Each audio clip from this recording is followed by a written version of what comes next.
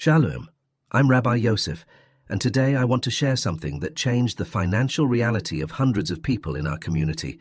It's a prayer from our tradition. Simple, ancient, powerful. But here's the thing most people miss. This prayer doesn't work the way you think it works. And if you don't understand what I'm about to explain, you could pray this prayer every single day for the rest of your life and never see a single penny change in your bank account. Let me explain. You've probably heard about the power of prayer, tefillah, kavanah, the importance of bringing our request before Hashem. Maybe you've even tried it. You wake up in the morning, you put on your talit, you open your siddur, you say the words, you ask Hashem for provision, for blessing, for parnassah to support your family. You pray with sincerity, you mean every word, and then you wait. Days pass, weeks pass, months pass, and nothing happens, or worse, things get harder, more bills pile up, more stress weighs on your shoulders, more anxiety about how you're going to make it through the month. The rent is due, the credit cards are maxed out, your children need new shoes, and you're looking at your bank account, wondering how you're going to make it work. So you think, maybe I'm not praying right, maybe I'm not worthy of Hashem's blessing, maybe I did something wrong and he's upset with me. Or maybe you think, maybe this whole prayer thing doesn't really work. Maybe it's just tradition. Maybe I need to just work harder and stop expecting miracles. But that's not the truth. The truth is this: the prayer works, but only when you understand what it's actually doing. And most people, I'm telling you, most people in our community, they don't understand. They approach prayer for parnassah like they're reading from a script someone handed them. They think, if I say the right words, recite the right berachot, show up at shul, Hashem will see my faithfulness and give me what I want. But that's not how it works. That's not how any of this works. Here's what's actually happening when you pray correctly. You're not asking Hashem to do something he wasn't already planning to do. You're not trying to change his mind. You're not negotiating with him like he's some kind of cosmic ATM machine. No, here's what's really happening.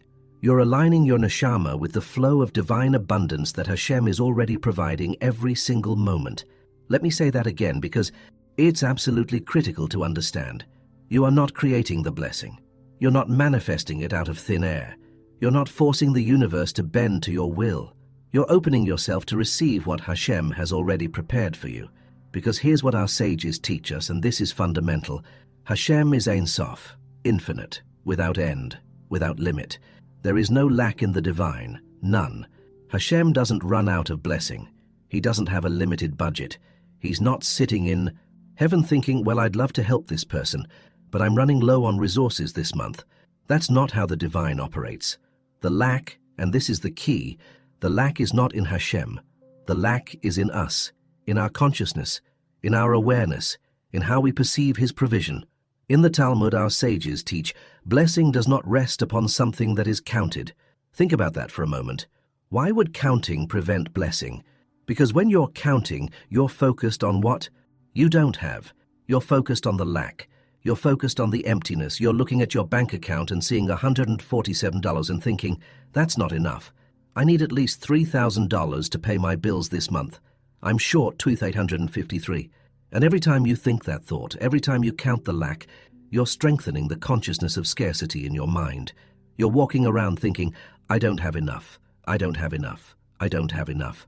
And when that's your dominant consciousness, you're blocking the Shefa. Not because Hashem is withholding it from you, but because you're not in a state to receive it. Think about it like this. Imagine Hashem's blessing is like rain falling from heaven. It's always raining, every moment, constantly. But if you're walking around with an umbrella over your head, you're not going to get wet. The rain is there, it's falling, but you've created a barrier between yourself and the blessing. That umbrella is your consciousness of lack, your fear, your worry, your obsessive counting of what you don't have. And as long as that umbrella is up, as long as you're living in scarcity consciousness, the blessing can't reach you. Now you might be thinking, but Rabbi, I have real problems, real bills, real debt. This isn't just in my mind. The bank doesn't care about my consciousness. They care about whether I can make my mortgage payment. I hear you. I'm not telling you to ignore reality. I'm telling you that your consciousness creates your reality. Let me give you an example. Two people lose their jobs on the same day. Person A thinks, this is terrible. I'm never going to find another job. The economy is bad. I'm too old. I don't have the right skills. I'm going to lose everything. Person B thinks, this is unexpected, but Hashem has a plan. I don't see it yet, but I trust there's something better coming. I'm going to use this time to explore new opportunities. Same situation, different consciousness. 3 months later, person A is still unemployed, more depressed, more anxious, sending out desperate applications that get rejected. Person B has found a better job with higher pay, or started a business, or discovered an opportunity they never would have found if they hadn't lost that original job. Why? Because person B was operating from bitachon, trust in Hashem's provision, and that trust changed their energy, changed how they showed up, changed what opportunities they were able to see and receive. That's what I'm talking about. Now here's where most people get confused. They think, okay, so I just need to think positive thoughts and money will appear? No, that's not what I'm teaching. What I'm teaching is this. You cannot receive from a place of lack. You can only receive from a place of trust. And prayer, real prayer, prayer with kavanah, is the tool that shifts you from lack to trust, but only if you understand how to use it. Let me tell you about someone in our community. I'll call him Moshe. Moshe came to my office about 2 years ago. He was a graphic designer, talented guy, really skilled at what he did. His work was beautiful. But financially, he was drowning. He owed $40,000 in credit card debt.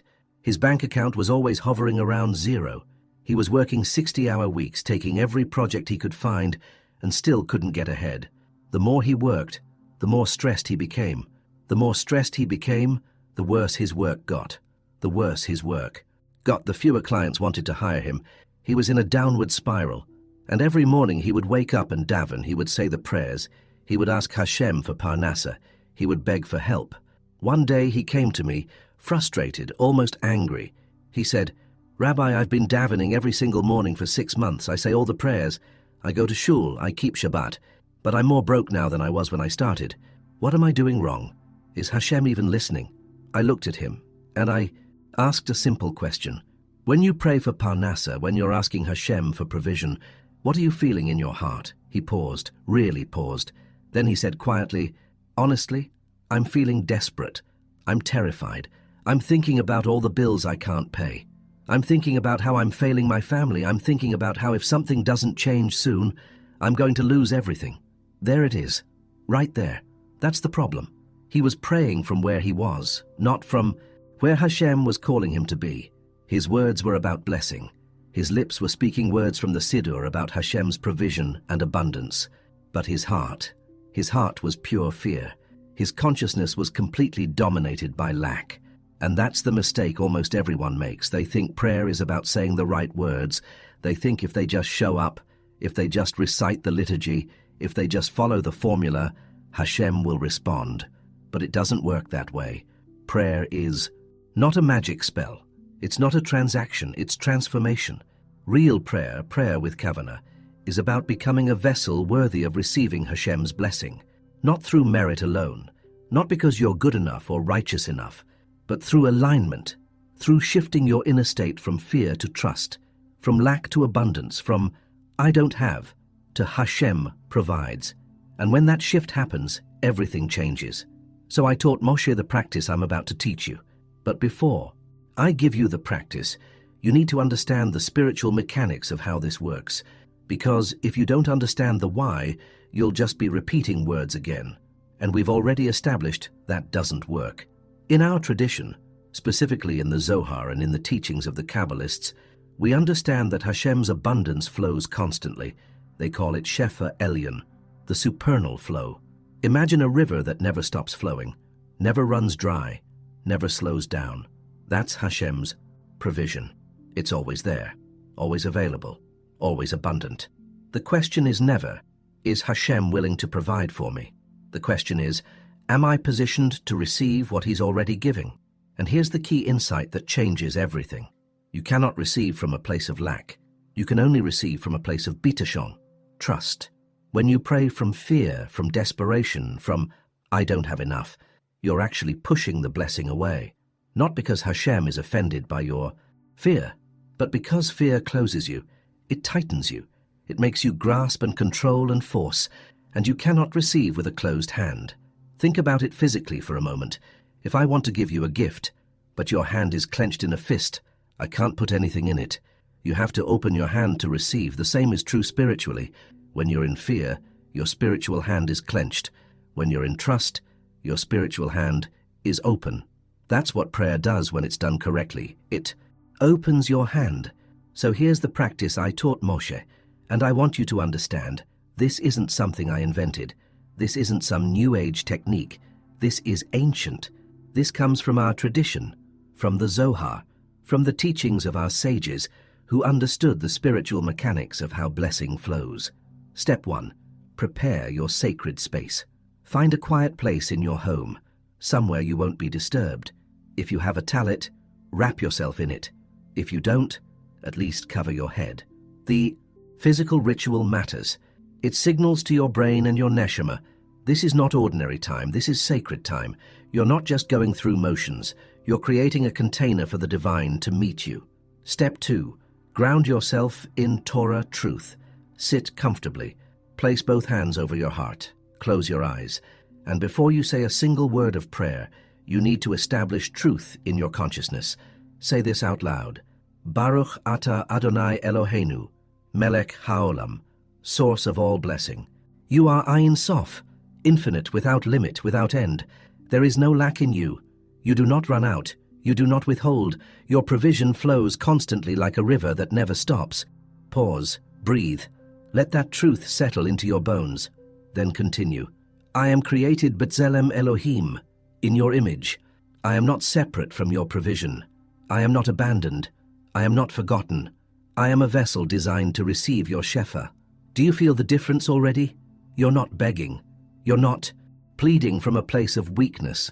You're remembering who you are in relation to Hashem. You're remembering that you are His creation, designed to receive His blessing. Step 3. Visualize the Shefa. Now, with your eyes still closed, I want you to picture something. Imagine yourself standing beneath the heavens. Above you, there is a flow of light, pure, divine light, pouring down from the throne of Hashem. This light represents the Shefa, the constant flow of divine abundance. See it pouring over you, covering your head, flowing over your shoulders, filling your entire body. This light is warm, it's alive, it's the very life force of Hashem Himself. And it's not something you have to earn, it's not something you have to beg for. It's already there, it's always been there, you're simply opening yourself to receive it. Stay in this visualization for at least 2 minutes, maybe 3. Just breathe, just receive, just be present to the flow. This is not meditation for the sake of meditation. This is you training your consciousness to recognize that the blessing is already here. Step 4. Pray your intention from fullness. Now, and this is critical, now you pray. But you're not praying from emptiness anymore. You're not praying from I don't have. You're praying from fullness, from the awareness that you're already standing in Hashem's flow. Say this, Ribono Shel Olam, Master of the universe, I give thanks for the parnassah that flows to me now, not tomorrow, not someday, now. I give thanks for opportunities I haven't yet seen. I give thanks for provision that is already on its way. I receive with an open heart. I trust your timing. I trust your wisdom. I trust that you know exactly what I need and when I need it. Do you see the difference in that prayer? You're not asking from lack. You're not saying, please give me because I don't have. You're declaring what is already true in the spiritual realm. You're thanking Hashem for provision that hasn't manifested yet in the physical world, but already exists in the divine mind. That's not fake positivity. That's faith.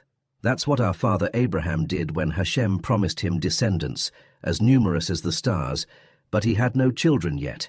He believed. He trusted. He gave thanks in advance, and Hashem counted it as righteousness. Step 5. Take aligned action. Here's the part most people skip, and this is why their prayers don't work. After you pray, you must act as if Hashem is already answering. Prayer without action is dead.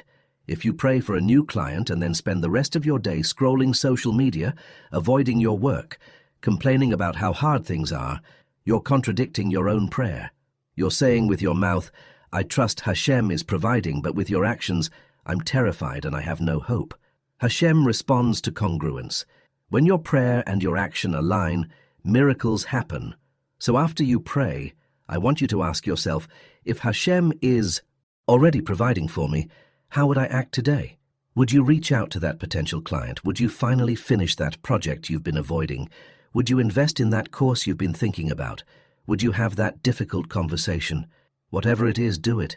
Not from desperation, from trust, not from, I need this to work or I'm doomed. From, Hashem is already providing, and I'm simply stepping into the flow. Let me tell you what happened with Moshe when he started doing this. First week, nothing visible changed. He did the practice every morning, exactly as I taught him. He prepared his space. He grounded in truth.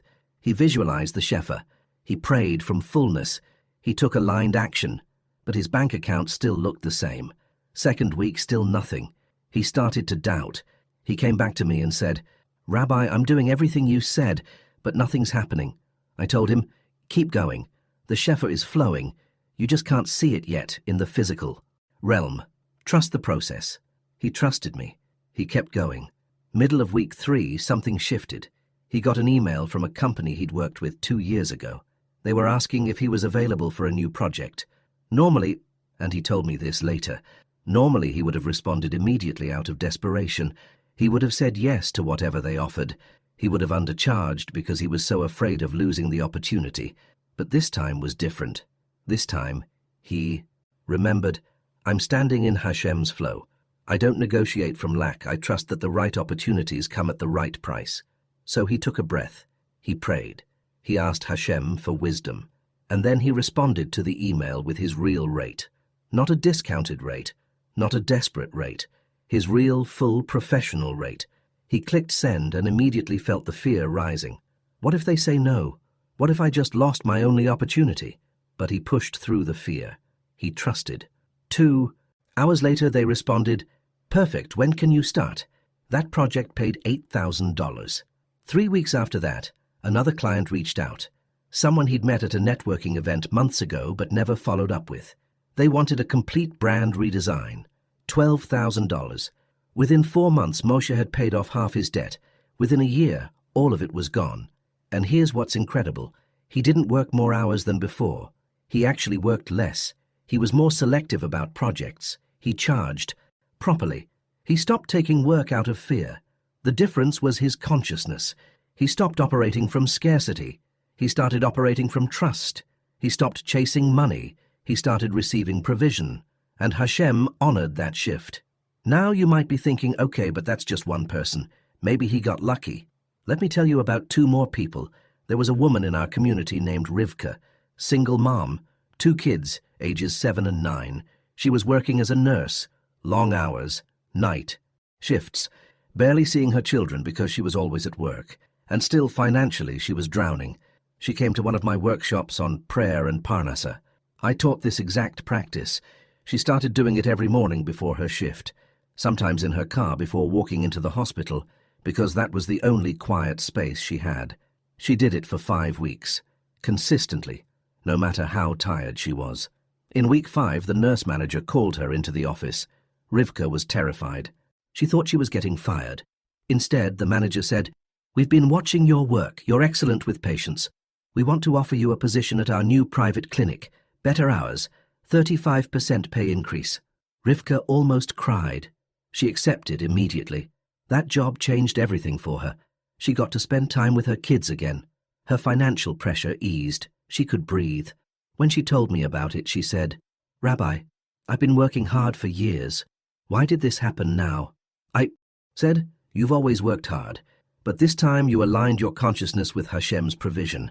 That's the difference." Then there was Yitzchak. Yitzchak owned a small coffee shop in our neighborhood. Wonderful place. Great coffee. But financially, barely breaking even. Every month was a struggle. Every expense was stressful. He started this prayer practice every morning for 90 days. At first, nothing seemed to change, but he kept going. He trusted the process. In month 4, a man walked into his shop. They started talking. Turned out the man was a local real estate investor looking for a business partner in the food industry. He loved Yitzchak's coffee, loved his work ethic. made him an offer, partner together to open 2 more locations. Yitzchak said yes. Within 8 months, his income tripled, 3 locations, steady revenue, financial stability for the first time in his life. Do you see the pattern here? It's not about the specific details of what happened to each person. It's about the fundamental shift that happened inside them. From, I need money and I'm scared and nothing ever works out for me, to, I trust Hashem's provision and I'm open to receive what He has prepared. That shift, that consciousness shift, changes everything. It changes your energy. It changes how you show up. It changes what opportunities you can see. It changes how people perceive you.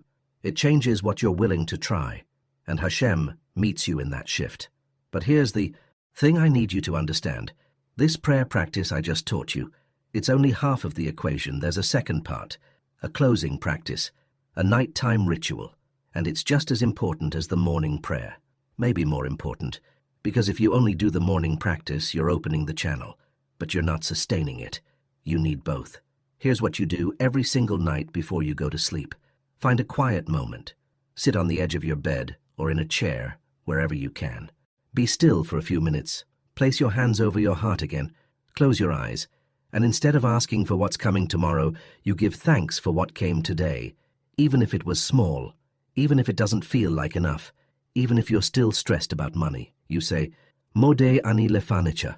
I give thanks before you, Hashem. Thank you for the parnassah I received today. Thank you for the food I ate.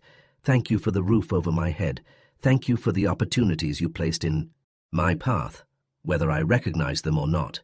Thank you for the Shefa that continues to flow even when I can't see it with my physical eyes. Now, here's what this practice does at a neurological and spiritual level. It trains your brain to notice Hashem's blessings instead of what's missing. Because here's the truth, the blessing is already here, right now, in your life, but you're not paying attention to it. You're so focused on the $2,000 you don't have that you're ignoring the $500 that just came in. You're so stressed about the bill you can't pay that you're not grateful for the meal you just ate. Our sages teach, who is rich? One who is satisfied with his portion. But satisfaction doesn't mean settling. It doesn't mean giving up on your dreams. It doesn't mean accepting poverty as your fate. It means recognizing what Hashem is already giving you. And when you do that, when you practice hodah, gratitude, every single night, something miraculous happens. You start seeing blessings you didn't notice before. The free coffee your colleague bought you at work, the unexpected $20 bill you found in your coat pocket, the client who paid their invoice 3 days early, the parking spot that opened up right when you needed it. Are these small things? Yes. Are they evidence of Hashem's provision? Also yes. And when you acknowledge them, when you give thanks for them, you amplify them. It's a spiritual law. What you appreciate appreciates. What you focus on grows. When you train your brain to see blessing, you see more blessing. When you train your brain to see lack, you see more lack. It's that simple. So here's your complete practice. Every morning, step 1, prepare your sacred space. Talit, quiet place, set apart. Step 2, ground in truth. Remember who Hashem is. Remember who you are. Step 3, visualize the Shefa. See yourself standing in the flow of divine abundance. Step 4, pray from fullness. Give thanks for provision that's already flowing. Step 5, take aligned action. Move through your day as someone who trusts Hashem is providing. Every evening, sit quietly, hands over heart. Give thanks for everything that came today, no matter how small.